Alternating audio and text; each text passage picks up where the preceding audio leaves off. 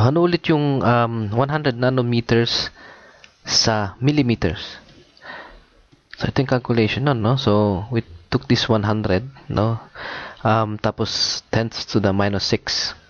So, ito yung 100 nanometers. Tapos, ito yung naging kwenta natin dito. So, greater number.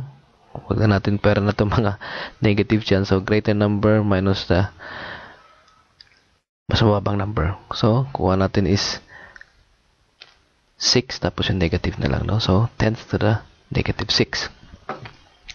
Now, calculation is 100 times tenths to the negative 6.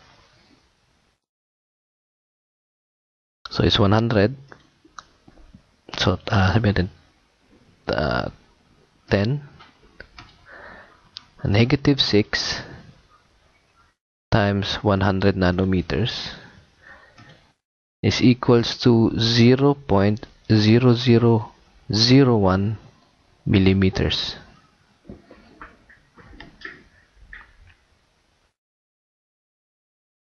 Ito.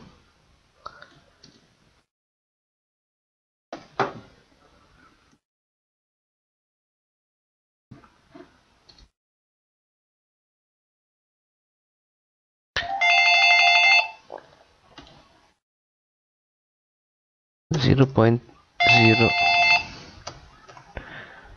zero zero 1 millimeters. 0.001 millimeters is equals to